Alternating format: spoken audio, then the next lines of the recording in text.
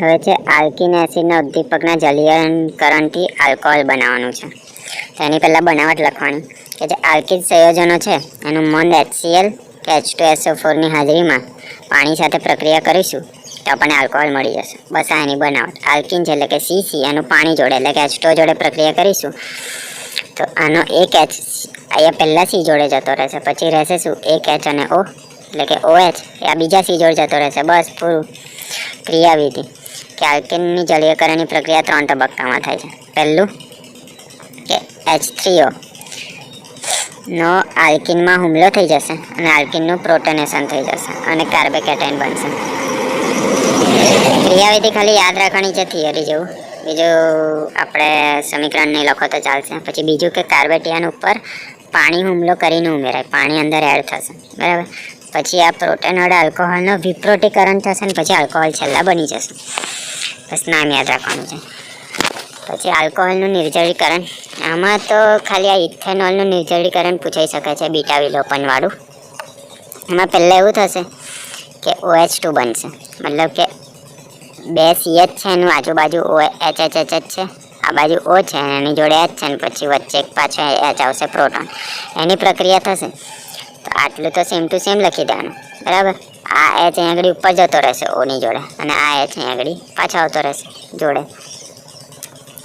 આ H ખાલી આમ ઉપર લઈ જવાનો છે સામે, બસ. બીજું એ બધું એવું ને એવું. બીજો તબક્કો એવો થશે કે આમાં કાર્બોકેટાયન રચાય છે, આ તબક્કો ધીમો થાય છે, આ નિર્ણાયક તબક્કો છે એટલે આપણને રિઝલ્ટ થોડું જોવા મળી જશે.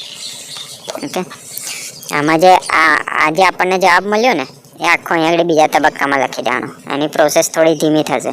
એમાં શું થશે, આ 3 સુધી અહીં સુધી એવું ને એવું લખી દેવાનું, વત્તા પાણી છૂટું પાડી દેવાનું, H2O છૂટું પાડી દેવાનું. ત્રીજો શું થશે તો કે બીટા પ્રોટોનનું વિલોપન થઈ જશે. આ થોડો ઝડપી તબક્કો થશે. આનાથી આપણને ઇથિન મળશે. ઇથિનનું બીટા વિલોપન વાળું એવું કંઈક પૂછી શકે છે, બરાબર. તો આ H2O નહીં લખીએ, આ બાજુનું IU એકલું જો, IU એકલું આની અંદર લખી દેવાનું અને એને થોડું ઝડપી થશે. તો થશે શું, આમાંથી એક H જતો રહેશે તો 2 H રહેશે ને, એને હું આવી રીતે બતાવીશ. ઓકે, આ બાજુથી પણ આ C જોડે પણ આ 2 H રહેશે ને, એને હું આવી રીતે બતાવીશ. અને અહીંનો જે H ગયો ને એ અહીં આગળ અલગથી આવી જશે. બસ પૂરું, આટલું જ કરવાનું. ઓકે, હવે વિલિયમસનની ઇથરવાળું પણ પૂછાઈ શકે છે. તો આમાં શું થશે, જે આલ્કાઇલ હેલાઇડ સંયોજનથી સોડિયમ ઓક્સાઇડની સાથે જે પ્રક્રિયા કરીશું, બરાબર છે, તો આમાં એ થાય તો RXની R અને ONA મતલબ કે સોડિયમ આલ્કો ઓક્સાઇડ એની જોડે પ્રક્રિયા કરીશું. તો પહેલાં પહેલો R લખીશું, પછી O વાળું લખીશું ને આ R ડેશ વાળું લખીશું. રહેશે શું Na અને X એ સાઈડ પર લખી દઈશું.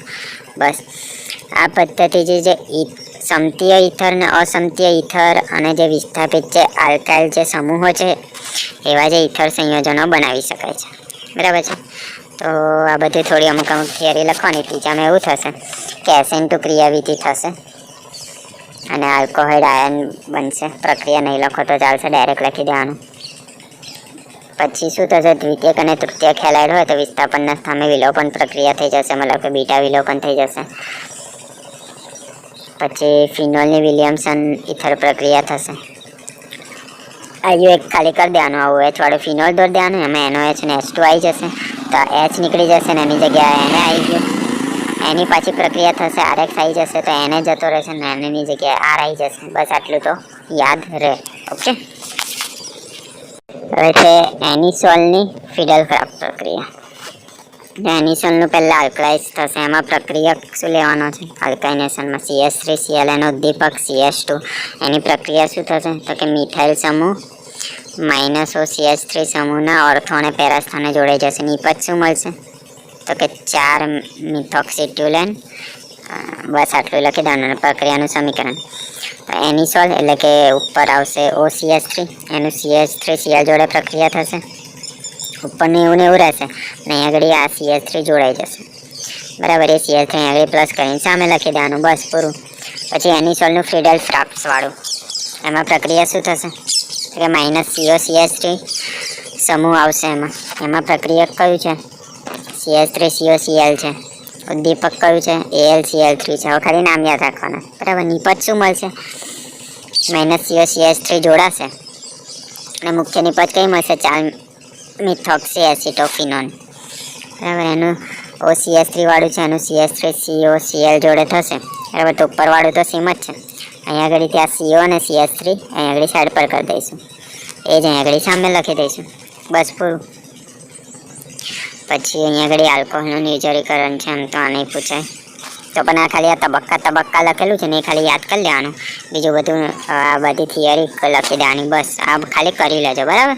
અને કોલબે પ્રક્રિયા છે, તો આમાં જે OH જળવાઈ રહે, આગળ કર્યું ને એવું જ છે કે ફિનોલની સોડિયમ હાઇડ્રોક્સાઇડ સાથે પ્રક્રિયા કરીશું તો સોડિયમ ફિક્સોક્સાઇડ બનશે. આ ફિનોલ છે એની NOH સાથે પ્રક્રિયા કરીશું તો H જતો રહેશે, એને આવી જશે.